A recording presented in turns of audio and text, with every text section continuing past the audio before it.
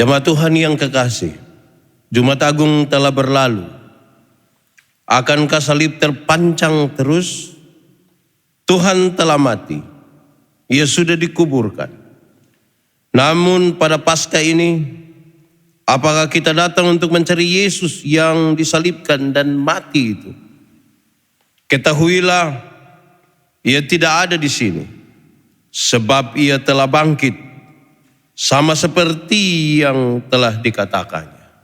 Sejemput jemaat berdiri, kita menyanyikan Kidung Jemaat 188 ayat 1 dan ayat yang ketiga.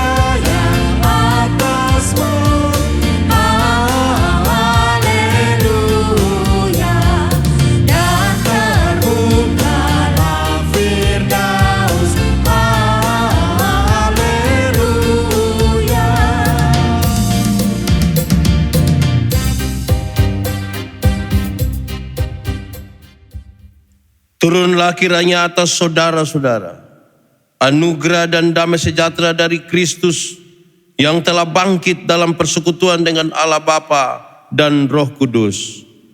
Amin. Terpujilah nama Tuhan kekal selamanya. Amin. Silahkan duduk. Bapak Ibu Saudara-saudara, nats yang membimbing kita dalam perayaan Paskah kali ini terambil dari surat pertama Petrus pasal 1 ayat yang ketiga. Pertama Petrus pasal 1 ayat yang ketiga, firman Tuhan berkata demikian. Terpujilah Allah dan Bapa Tuhan kita Yesus Kristus, yang karena rahmat-Nya yang besar telah melahirkan kita kembali oleh kebangkitan Yesus Kristus dari antara orang mati kepada suatu hidup yang penuh pengharapan. Demikian nats pembimbing. Bersama kita menyanyikan Kidung Jemaat 188 ayat 4 dan ayat yang kelima.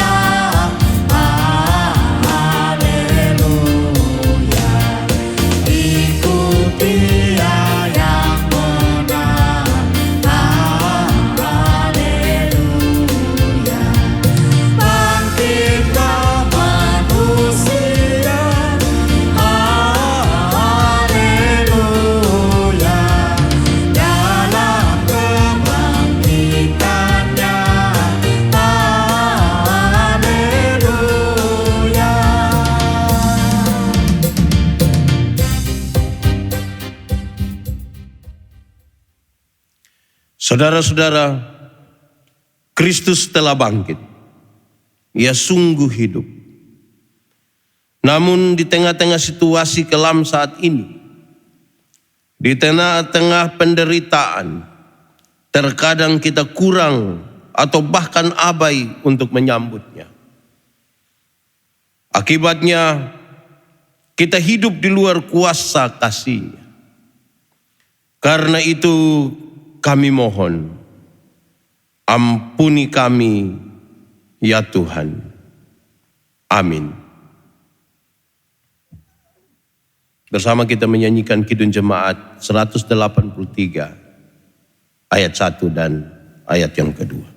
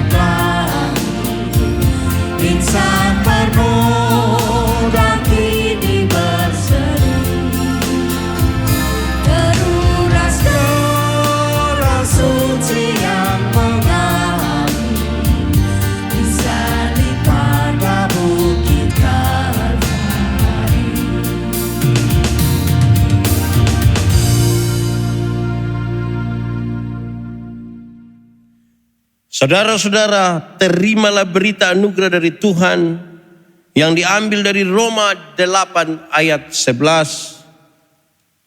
Demikianlah firman Tuhan. Dan jika roh Dia yang telah membangkitkan Yesus dari antara orang mati diam di dalam kamu, maka Ia yang telah membangkitkan Kristus Yesus dari antara orang mati akan menghidupkan juga tubuhmu yang fana itu oleh roh-Nya yang diam di dalam kamu. Dalam kebangkitannya, kuasa dosa dikalahkan. Dalam kebangkitannya, dosamu diampuni. Jemaat yang mendapat anugerah Allah, mari berdiri dan secara berbalasan kita bermazmur kepada Tuhan dari Mazmur 107 ayat 1 sampai ayat yang ke-9. Bersyukurlah kepada Tuhan sebab Ia baik, bahwasanya untuk selama-lamanya kasih setianya. Biarlah itu dikatakan orang-orang yang ditebus Tuhan, yang ditebusnya dari kuasa yang menyesatkan. Yang dikumpulkannya dari negeri-negeri, dari timur dan dari barat, dari utara dan dari selatan. Ada orang-orang yang mengembara di padang belantara, jalan ke kota tempat kediaman orang tidak mereka temukan. Mereka lapar dan haus, jiwa mereka lemah lesu di dalam diri mereka. Maka berseru-serulah mereka kepada Tuhan dalam kesesakan mereka, dan dilepaskannya mereka dari kecemasan mereka. Dibawanya mereka menempuh jalan yang lurus sehingga sampai ke kota tempat kediaman orang. Biarlah mereka bersyukur kepada Tuhan karena kasih setianya, karena perbuatan-perbuatannya yang ajaib terhadap anak-anak manusia. Sebab dipuaskannya jiwa yang dahaga dan jiwa yang lapar dikenyangkannya dengan kebaikan. Kidung Jemaat 299 bersyukur kepada Tuhan.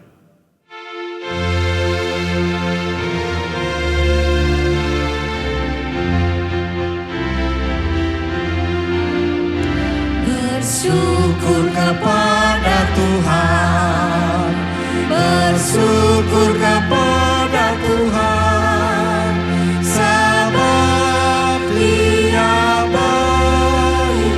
Bersyukur kepada Tuhan.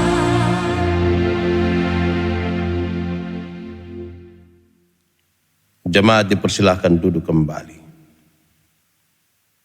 Saudara-saudara, mari kita berdoa untuk pemberitaan firman Tuhan.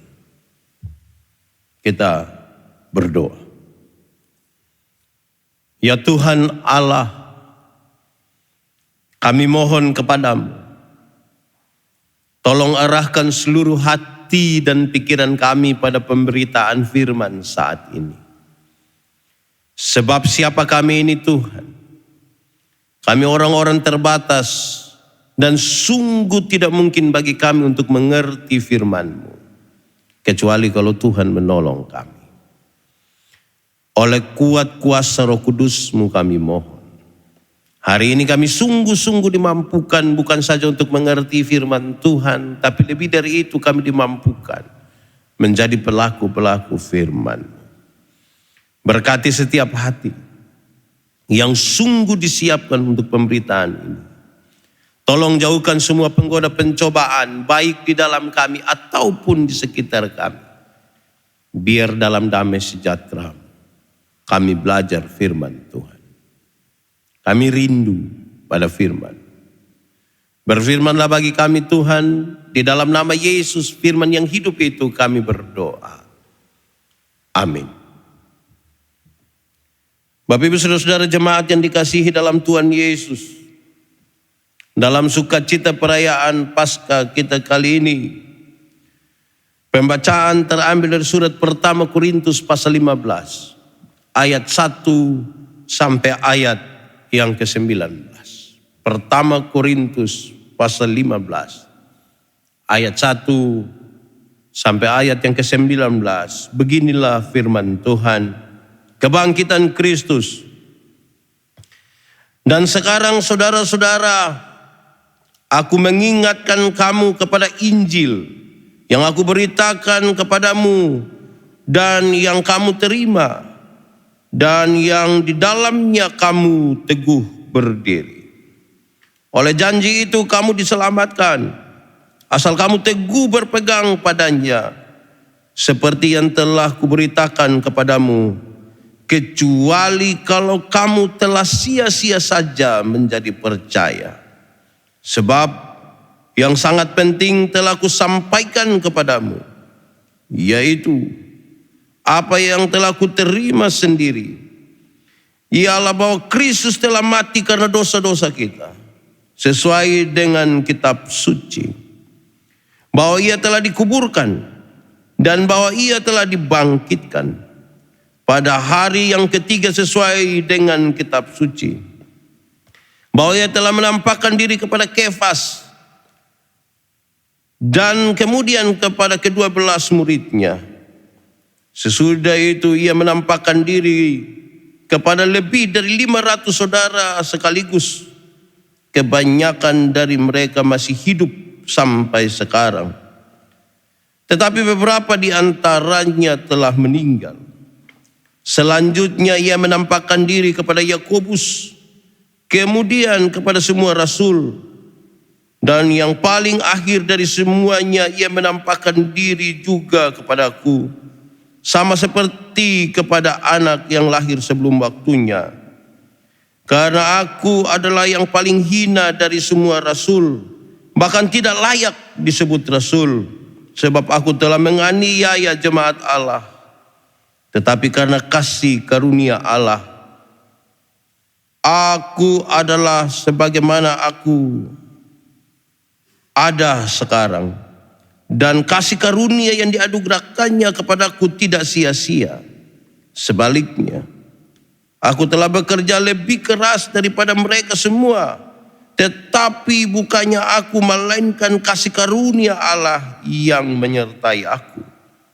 Sebab itu, baik aku maupun mereka, demikianlah kami mengajar, dan demikianlah kamu menjadi percaya.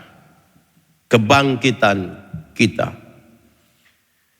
Jadi bila mana kami beritakan bahwa Kristus dibangkitkan dari antara orang mati, bagaimana mungkin ada di antara kamu yang mengatakan bahwa tidak ada kebangkitan orang mati?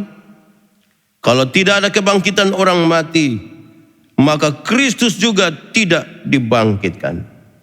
Tetapi andaikan Kristus tidak dibangkitkan, maka sia-sialah pemberitaan kami dan sia-sialah juga kepercayaan kamu.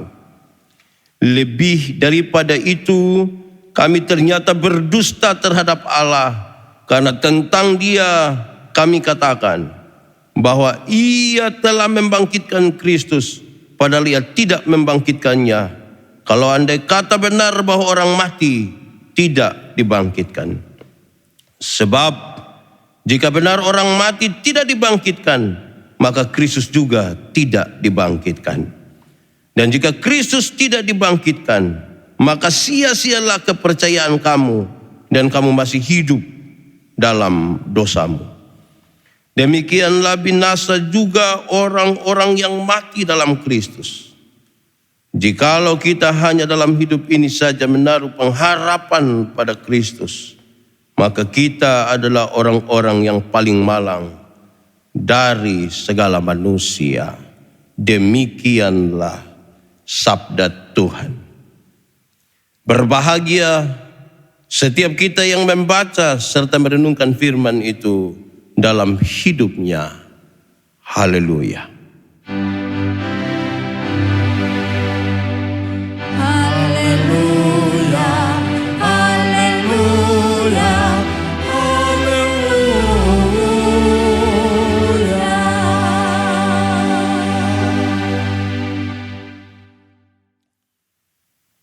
Bapak Ibu Saudara-saudara yang dikasihi dalam Tuhan Yesus, Shalom.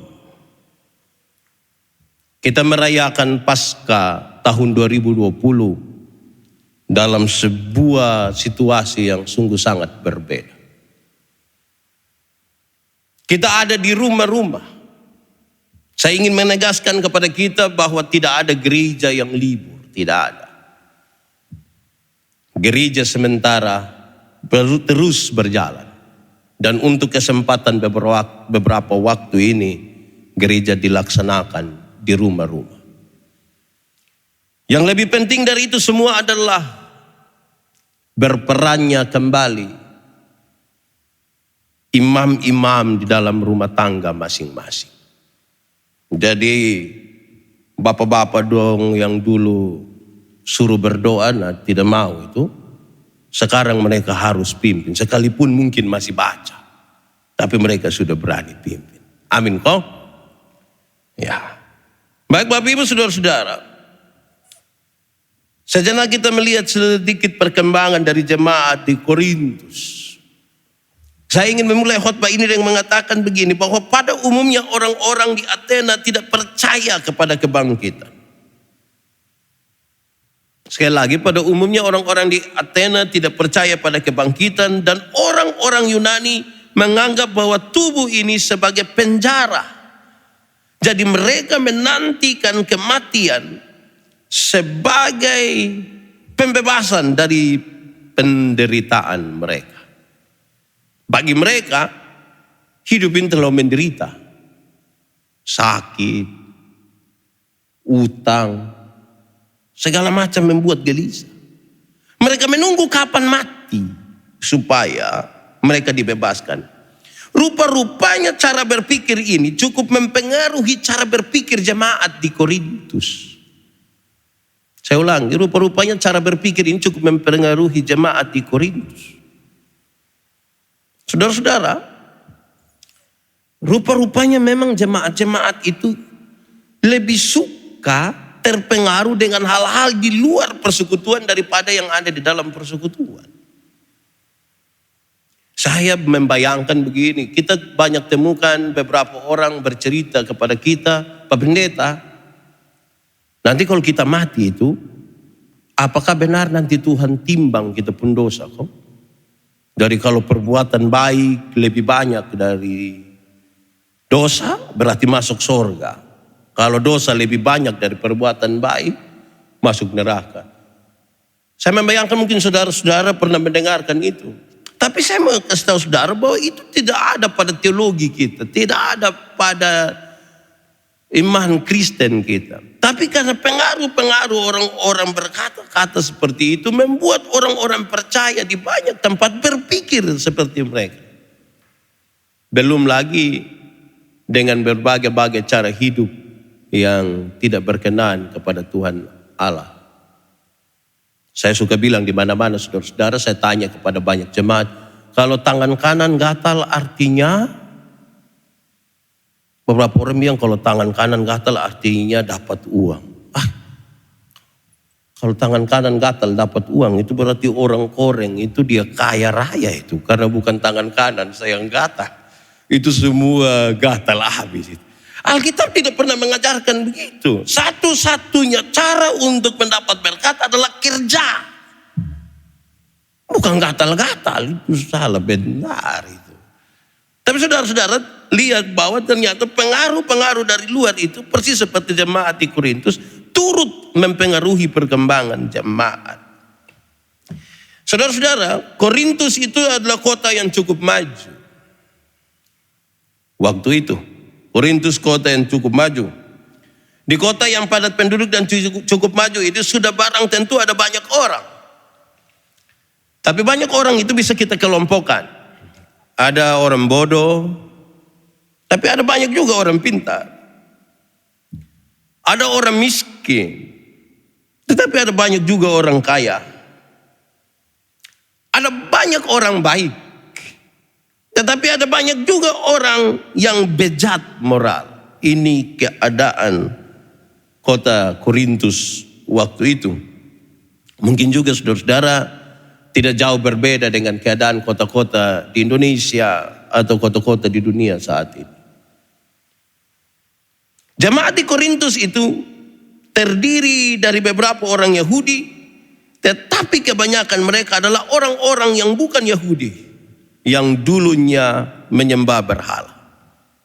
Saudara membayangkan kalau latar belakang kita adalah latar belakang penyembah berhala, dan kemudian kita bergabung dalam sebuah komunitas bersama yang disebut dengan tubuh Kristus atau jemaat Tuhan, maka kalau tidak hati-hati, maka kebiasaan-kebiasaan lama sebagai penyembah berhala itu bisa masuk dan mempengaruhi cara hidup berjemaat.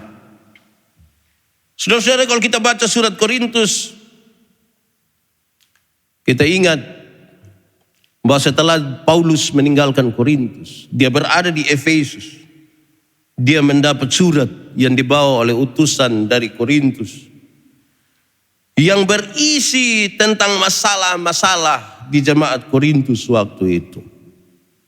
Kita bisa mencatat beberapa masalah yang ada di Korintus waktu itu adalah anggota-anggota jemaat yang hidup secara duniawi dan tidak secara tegas memisahkan diri mereka dari masyarakat mereka yang menyembah berhala. Tidak secara tegas. Hidup sangat abu-abu pada waktu itu. Dengan jelas juga dalam surat ini kita menemukan perpecahan-perpecahan di antara jemaat. Persinahan. kebejatan moral, perkara-perkara hukum antar jemaat yang seorang menuntut yang lain, perselisihan, dan pemahaman jemaat tentang kemerdekaan Kristen. Ada juga perkara-perkara yang berkaitan dengan hal membujang dan tidak menikah. Persoalan di sekitar ibadah-ibadah bersama, termasuk juga perjamuan kudus dan pengumpulan uang bagi orang-orang kudus di Yerusalem. Saya membayangkan saudara-saudara waktu saya baca teks ini, saya membayangkan bahwa persoalan itu pun mungkin ada di tengah-tengah jemaat. Khusus untuk ibadah jemaat saja, ketika untuk bersama-sama kita menangkal dan menghambat perkembangan COVID-19 ini, ketika kebijakan kita beribadah di rumah-rumah, banyak orang protes. Banyak orang sepertinya tidak terlalu setuju. Saya temukan justru beberapa orang yang protes itu justru mereka yang tidak pernah datang gereja. Saya juga heran itu. Mungkin dia takut karena gereja sekarang menjemputnya di rumah-rumah. Tapi ini persoalan yang juga sudah ada sejak lama.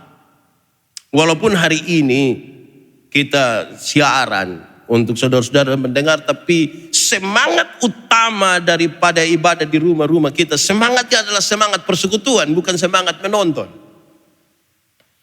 Jangan sampai saudara menonton dan bukan bersekutu. Jangan sampai sambil menonton ada yang makan kue pisang lah, ada yang pakai celana umpan lah, itu merusak persekutuan. Ada yang foto-foto, itu aneh itu sesungguhnya. Jadi semangat kita beribadah di rumah-rumah itu adalah semangat persekutuan.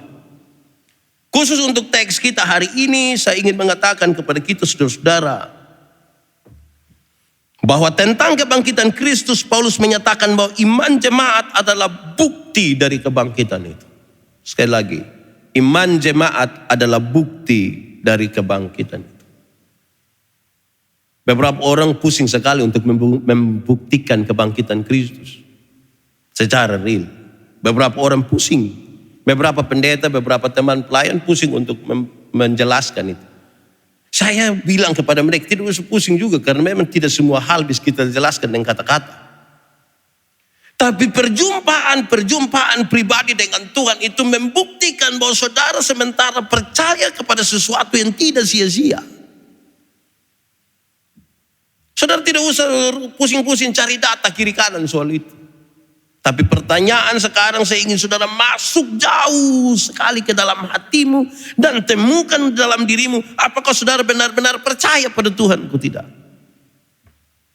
Bagi mereka yang pernah mengalami sesuatu bersama-sama dengan Tuhan tanpa menemukan bukti-bukti real sekalipun, mereka percaya bahwa kebangkitan Kristus itu ada. Saya ingat para murid saudara-saudara, ketika mereka masih bersama dengan Yesus sebelum Yesus mati, mereka agak ragu-ragu. Ini Tuhan kok tidak, betul kok tidak.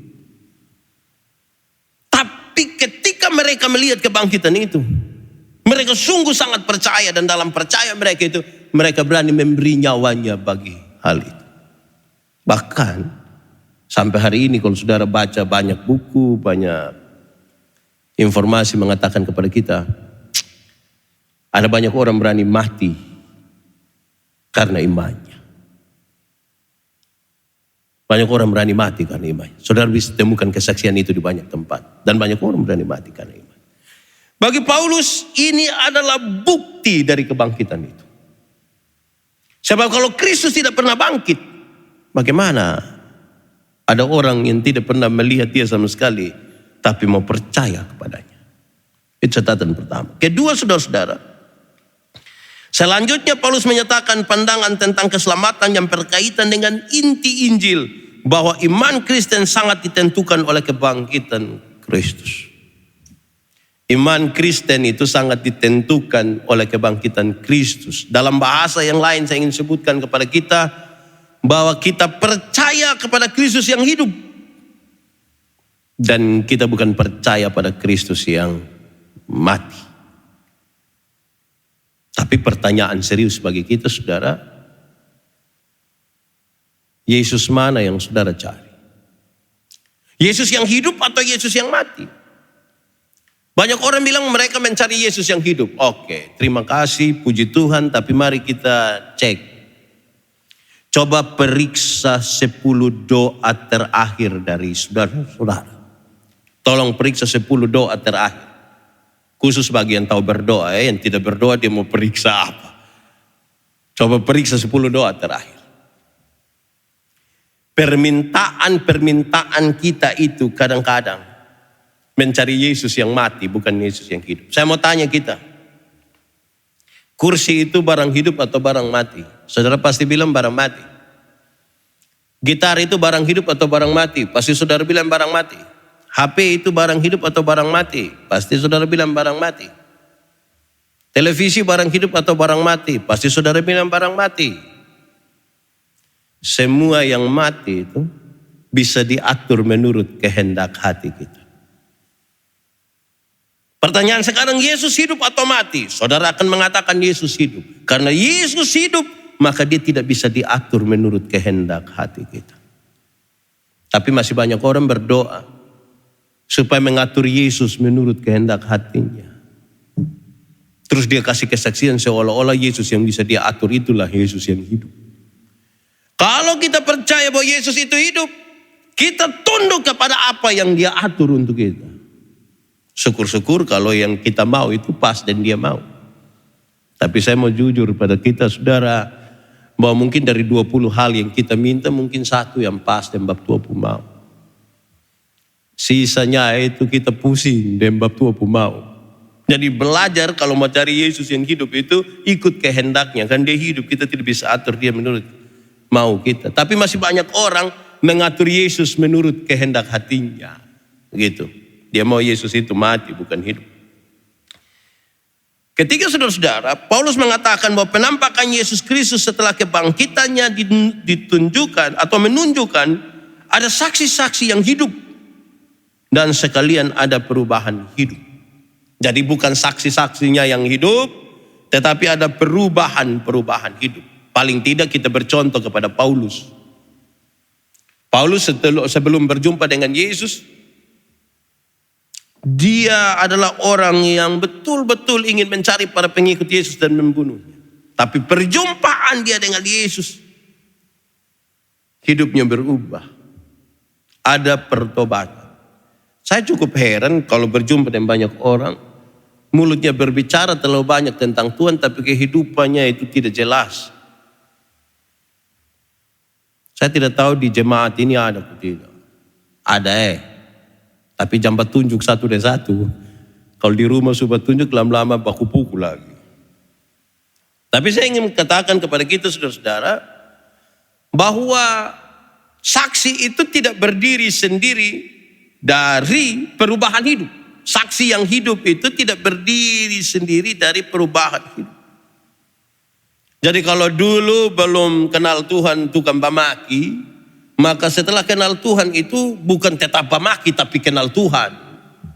Berubah, berhenti. Saudara-saudara, yang menarik dari paparan teks ini adalah bagian keempat. Bahwa saksi-saksi itu terdiri dari banyak kelompok. Paling tidak adalah Paulus coba menuliskan bahwa saksi-saksi itu adalah orang-orang yang pernah menyangkal Yesus. Mereka kemudian menjadi saksi.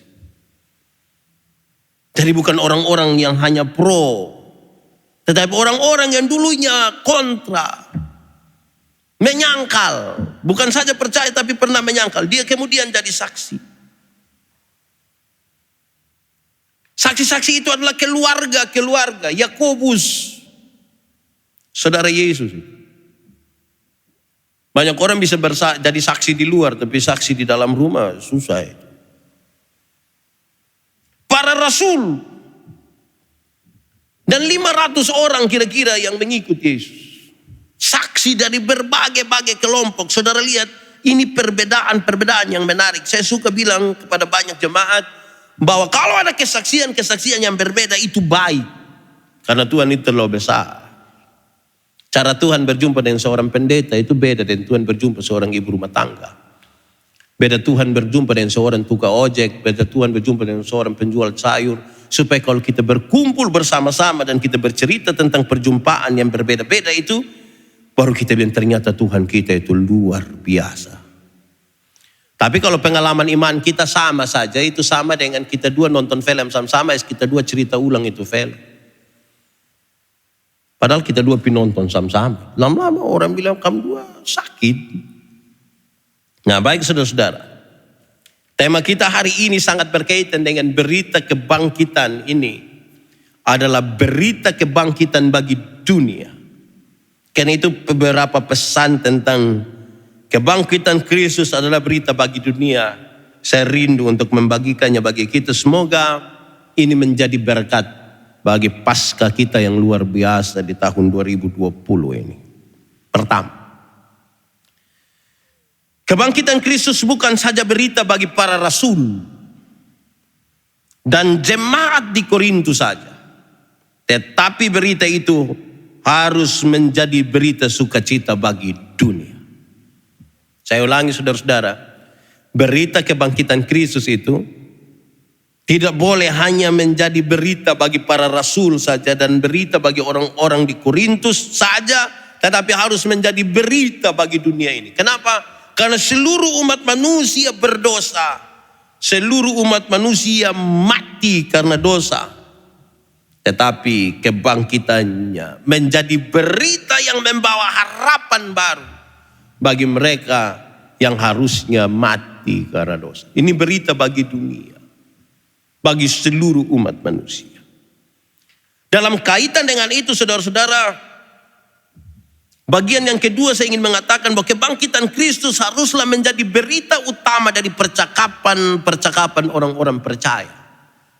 Jadi orang-orang percaya apalagi pada waktu Paskah kalau duduk sama-sama bicaralah tentang kebangkitan Kristus. Ini harus jadi berita utama. Ini dong bukan omong soal kebangkitan Kristus, dong omong orang lain pun kredit motor lah, asuransi. Berita dari orang-orang percaya itu adalah berita-berita percakapan tentang kebangkitan Kristus. Jadi saya kasih waktu kira-kira 5-10 detik, coba saudara renungkan mulai dari tadi pagi ketika saudara tahu bahwa ini Paskah, apa yang saudara bicarakan. Dan sampai baru bangun pagi saudara bayangkan, aduh sementara ibadah petugas koperasi sudah datang lagi kita pusing. Ah, itu bukan berita Paskah, itu berita kematian.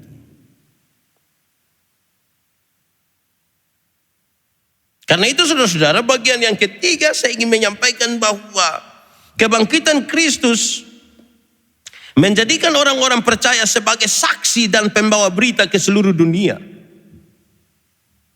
Kebangkitan Kristus itu menjadikan orang-orang percaya itu menjadi saksi dan pemberita ini ke seluruh dunia. Bukan saja pendeta, bukan saja presbiter, bukan saja para pemimpin kelompok-kelompok kategorial fungsional, tapi semua orang yang mengaku percaya kepada Tuhan menjadi saksi dan pemberita di seluruh dunia. Jadi bukan pi seluruh dunia, kok pi tanganga-tanganga. Pi dan memberitakan Injil. Kita ini pemberita tentang diri kita lebih kuat dari berita tentang Injil. Coba siapa yang kira-kira dia pas pi di mana? Ini kan ada COVID, ya, tidak ada yang berjalan. Coba kalau su aman-aman ada yang pi Singapura, pi Malaysia, pi Israel, pi mana-mana itu. Berita tentang dirinya lebih kuat dari berita tentang Kristus. Kadang-kadang Kristus itu hanya pintu masuk dong. Oleh karena kebaikan Kristus aku berada sampai saat itu kasih tahu diri itu. Dia foto-foto lebih banyak dari foto Kristus. Berita, kita menjadi pemberita dan saksi. Nah saudara-saudara, kadang-kadang kita baku tolak, baku hela soal tugas pekabaran Injil. Kita merasa itu bukan bagian kita. Beberapa orang jemaat merasa, oh yang penting saya tidak ada soal oleh orang lain. Gereja saya pergi gereja, terus saya duduk diam-diam, saya tidak ada soal dengan tetangga. Bagi dia itu cukup, tidak cukup. Berita Paskah ini harus menjadi berita bagi seluruh dunia. Karena itu saudara yang mengaku percaya bukan mengamankan diri, tetapi mengambil bagian dalam pemberitaan Injil. Persoalan adalah bagaimana mengambil bagian sebagai pemberita Injil padahal kita sendiri tidak sungguh-sungguh percaya. Berikut saudara-saudara, dengan tegas hari ini pada perayaan Paskah ini saya ingin mengatakan bahwa kebangkitan Kristus menunjukkan bahwa kebenaran itu lebih kuat daripada dusta dan penipuan. Kebenaran itu lebih kuat daripada dusta dan penipuan. Kemarin ketika saudara membaca dusta mahkamah agama, dan sekarang saudara membaca kebangkitan itu ada. Ternyata penipuan itu pasti akan berakhir. Tetapi kebenaran, karena lebih kuat daripada penipuan, akan menemukan jalan dan waktunya sendiri. Tinggal saudara pilih. Hidup di dalam kebenaran atau hidup di dalam dusta, hidup di dalam penipuan. Memang kadang-kadang kita terlalu banyak tipu. Tipu diri sendiri, tipu orang lain, separuh Tuhan juga tipu. Oh, itu memang bermasalah itu. Tapi kebangkitan ini memberi pesan kuat saudara bahwa kebangkitan Kristus itu lebih kuat daripada penipuan. Orang berusaha untuk tipu, bahkan ketika kalau saudara baca Injil saudara temukan bahwa ketika Yesus bangkit itu mereka berusaha untuk bayar penjaga-penjaga untuk kasih tahu bahwa mungkin dia dicuri mayatnya. Tetap berita ini lebih kuat daripada dusta. Jadi yang tukang omong kosong dong berhenti tipu-tipu. Di sini ada yang tukang bertipu. Jangan tunjuk bab tua, oh nanti bab tua marah. Berikut saudara-saudara, kebangkitan Kristus adalah bukti sekaligus jaminan bagi kebangkitan orang percaya. Kebangkitan orang percaya. Saya ingat lagu ini. Karena dia hidup, ada hari esok. Saya berharap saudara mengerti. Saudara tahu lagu ini kok? Karena dia hidup, ada hari esok. Tahu kok? Kalau tahu ini lagu nanti habis ibadah baru menyanyi Tapi karena dia hidup itu ada masa depan. Kebangkitan kita ada. Ada masa depan bagi orang-orang yang percaya padanya karena Yesus hidup. Berikut saudara-saudara, kebangkitan Kristus membawa kemenangan atas maut. Itu berarti bahwa hidup itu lebih kuat daripada kematian. Kehidupan itu lebih kuat daripada kematian. Saudara, beberapa orang sementara pusing dengan cara mati. Padahal yang lebih penting itu cara hidup. Saudara biar sementara berdoa baru mati, itu tidak lebih baik dari orang yang sementara jalan-jalan dan celaka kok mati. Karena cara hidup lebih penting daripada cara mati. Mati pas berdoa, maka kalau tiap hari hidup harba biru, cara hidup itu sia-sia. Tapi Kristus menegaskan lewat kebangkitannya bahwa kehidupan itu lebih kuat daripada kematian. Karena kehidupan Kristus itu mengalahkan maut dan kematian. Bahkan bukan saja kematian secara fisik, tapi kematian rohani tidak bisa lebih kuat dari kehidupan. Sekarang bagaimana kita percaya pada kehidupan di dalam Kristus. Saudara-saudara, lebih lanjut, saya ingin menegaskan bahwa kebangkitan Kristus adalah satu kejadian bersejarah yang berhubungan dengan iman kita. Kenapa saya pakai kata kejadian bersejarah? Karena kisah ini benar-benar pernah terjadi. Ini bukan mitos. Ini bukan kisah hayalan. Ini kisah yang benar-benar terjadi. yang dihubungkan kepada iman kita hari ini. Walaupun di awal saya bilang, saudara tidak perlu mencari data-data yang sangat detail soal itu. Tapi hal ini demi nama Tuhan saya yang katakan bahwa pernah terjadi. Dan itu dihubungkan dengan iman kita hari ini. Saudara-saudara, karena itu kebangkitan Kristus menjadikan kita punya kehidupan baru, bahwa yang lama itu sudah berlalu dan yang baru itu sudah datang. Sudah datang di dalam nama Tuhan. Dengan satu konsekuensi akhir, yaitu kebangkitan Kristus membawa kita pada sebuah jaminan bahwa Kristus akan datang kembali untuk menjemput mereka yang percaya kepadanya. Saudara, kita diingatkan kembali pada saat kita menaruh banyak sekali perhatian pada kehidupan kita yang sementara ini. Kebangkitan Kristus membawa kita pada sebuah dimensi yang lain daripada kehidupan yang sementara. Pembacaan tadi diakhiri dengan ayat yang saya kira cukup baik untuk mengingatkan kita. Pertama Korintus 15 ayat 19. Jikalau kita hanya dalam hidup ini saja menaruh pengharapan pada Kristus, maka kita adalah orang-orang yang paling malang dari segala manusia. Kalau untuk hal-hal yang sementara saja, untuk hal-hal yang fisik hari ini, kita menaruh pengharapan pada Kristus. Kalau hanya untuk hal-hal itu saja, kita orang yang paling sial di dunia. Padahal memang kalau kita cari Tuhan kan lebih banyak untuk hal-hal yang sementara. Tapi kalau hanya untuk itu saja kita cari Tuhan, menurut teks ini, kita orang yang paling sial di dunia. Kalau begitu untuk apa sekarang? Harus lebih dari itu.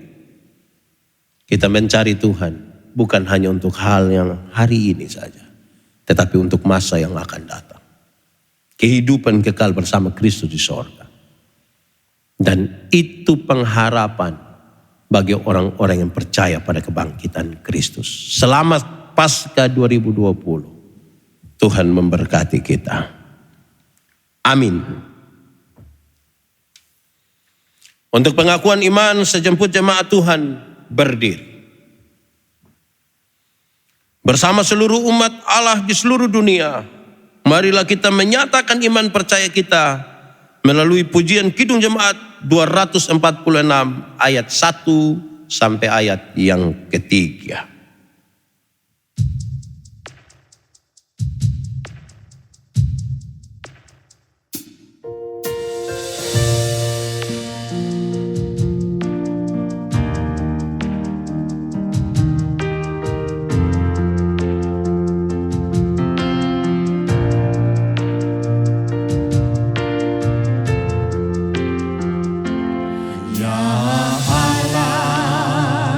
Yang maha tinggi, Kau pencipta dunia ini.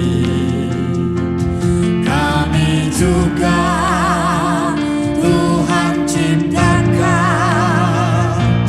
agar Dikau tetap dipuji. Engkau Bapa yang tiap orang yang rendah hati, tolonglah kami sekarang ini dan selamanya.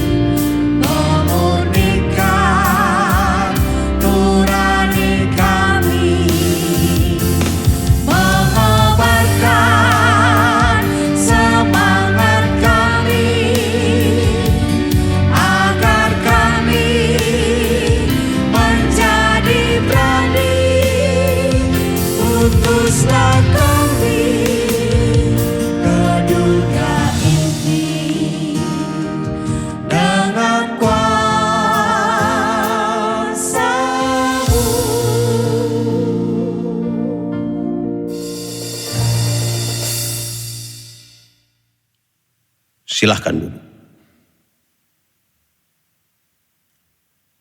Saudara-saudara, kita sampai pada persembahan syukur. Sebab jika kita telah menjadi satu dengan apa yang sama dengan kematian, kita juga akan menjadi satu dengan apa yang sama dengan kebangkitannya. Karena itu, dalam semangat kehidupan baru yang telah kita peroleh melalui kebangkitan Kristus, marilah kita memberikan persembahan syukur dengan sukacita. Mari berdoa. Terimalah hidup dan persembahan kami, karena semuanya milik-Mu.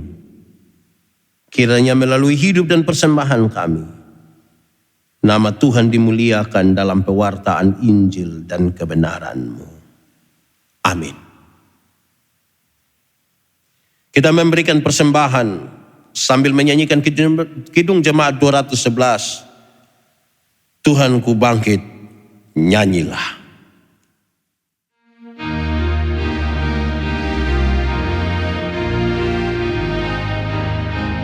Tuhanku bangkit, nyanyilah, haleluya. Kubur ditinggalkannya, maut dikalahkannya. Tuhanku bangkit, nyanyilah, haleluya.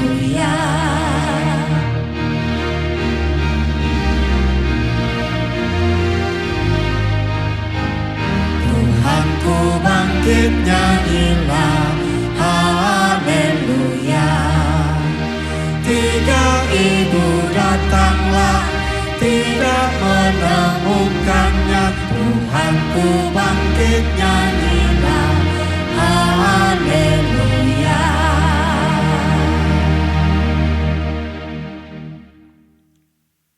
Saudara-saudara, mari kita satu dalam doa syafaat.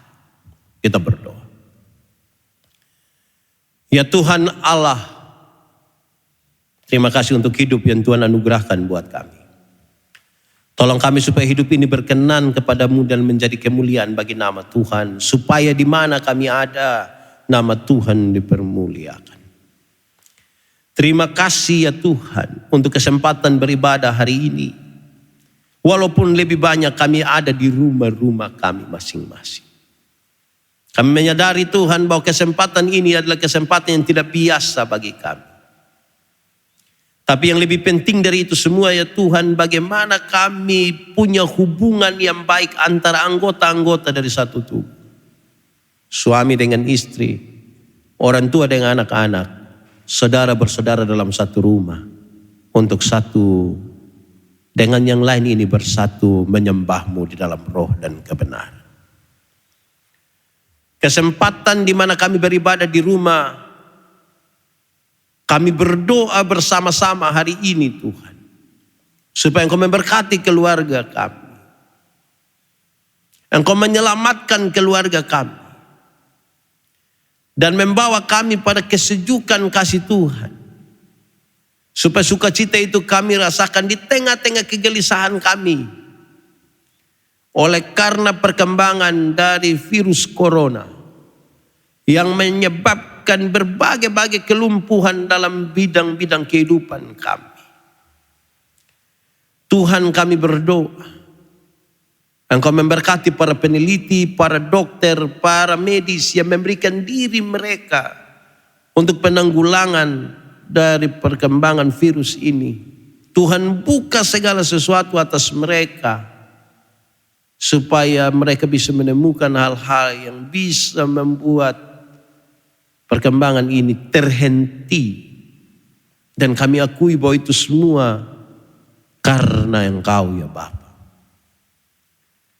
Tuhan kami berdoa, memohon ampun sekiranya kalau ini dikaitkan dengan kebejatan-kebejatan kami di dunia.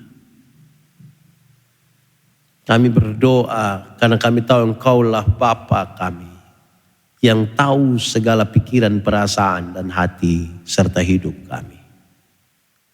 Bapa di surga, terima kasih untuk kebaikan-kebaikan yang kami terima dari Tuhan. Ajar kami untuk tahu bersyukur. Tapi sekiranya Tuhan izinkan kami ada dalam berbagai-bagai pergumulan hidup yang rumit, kuatkanlah dan teguhkanlah iman kami. Karena kami percaya Tuhan tidak pernah biarkan kami sendiri. Kami berdoa untuk orang-orang yang mengasihi kami, bahkan yang membenci kami.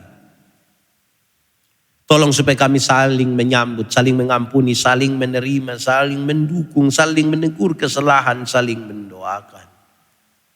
Jauhkan semua hal yang akan menghancurkan persekutuan kami di rumah, dalam persekutuan jemaat, dan di tempat di mana kami ada.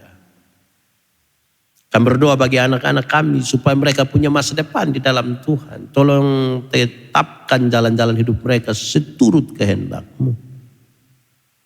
Orang-orang tua yang lanjut usia, Tuhan tolong berkati mereka. Mungkin fisik mereka lemah, tapi biar iman mereka makin kuat dan makin teguh di dalam nama Tuhan.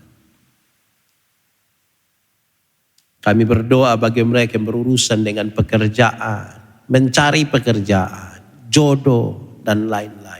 Tolonglah, karena itu semua ada pada Tuhan. Bangsa dan negara kami taruh ke dalam tangan kasih-Mu. Biar bangsa ini menjadi bangsa yang takut Tuhan. Berkatilah para pemimpin bangsa kami, wakil rakyat, penegak hukum, dan semua orang yang memberi diri mereka untuk kepentingan bangsa ini. Diberkatilah mereka demi nama Tuhan. Masing-masing pribadi dan keluarga punya pergumulan sendiri. Dan kami berdoa Tuhan tolong dengarkan kami. Tapi jadilah menurut kehendak-Mu. Kami berdoa bagi jemaat Gemit Kota Baru. Dalam seluruh pergumulan dan program-program pelayanan mereka. Tuhan turut campur tangan. Para presbiter, para pimpinan kategorial fungsional, Tuhan memberkati mereka. Justru dalam kekurangan mereka itulah kemuliaan Allah dinyatakan. Terima kasih Tuhan. Berikanlah pengharapan kami oleh karena kebangkitan-Mu, untuk kami melihat hidup ini penting atas kami sekalian. Dan kami membangunnya dengan kekuatan bahwa Tuhan telah bangkit bagi kami. Karena itu kami mau berjalan bersama-sama dengan-Mu. Terima kasih untuk persekutuan hari ini. Dan ajar kami bukan sekedar menjalankan ibadah-ibadah di rumah.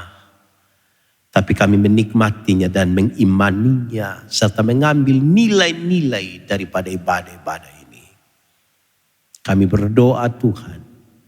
Supaya persekutuan-persekutuan jemaat. Mulai dari rumah sampai pada persekutuan dalam gereja menjadi persekutuan yang menunjukkan nilai-nilai iman kami kepada-Mu. Terpujilah nama Tuhan.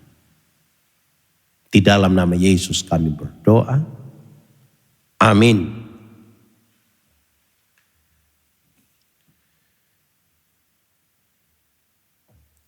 Bapak Ibu Saudara-saudara jemaat yang dikasihi dalam Tuhan, saya jemput kita semua berdiri. Saudara-saudaraku yang kekasih, berdirilah teguh, jangan goyah. Dan giatlah selalu dalam pekerjaan Tuhan, sebab kamu tahu bahwa dalam persekutuan dengan Tuhan, jerih payahmu tidak sia-sia. Kidung Jemaat 363 ayat 1. Bagi Yesus kuserah.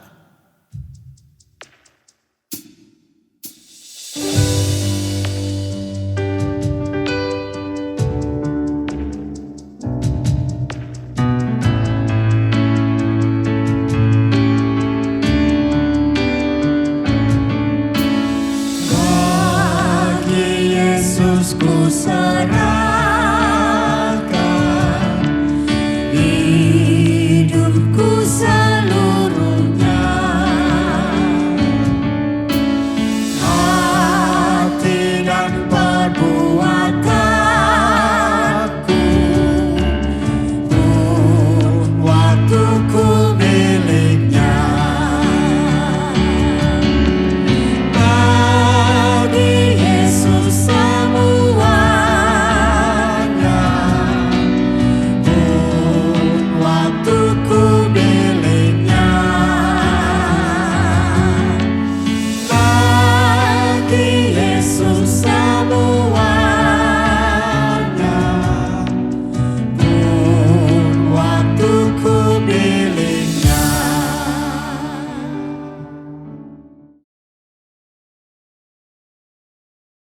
Saudara-saudara, marilah kita mengakhiri ibadah ini dengan spirit kebangkitan Tuhan. Dan jadilah saksi Tuhan dimanapun saudara berada. Sekarang, terimalah berkat dari Tuhan. Tuhan memberkati saudara dan melindungi saudara. Tuhan menyinari saudara dengan wajahnya dan memberi saudara kasih karunia. Tuhan menghadapkan wajahnya kepada saudara dan memberi saudara damai sejahtera.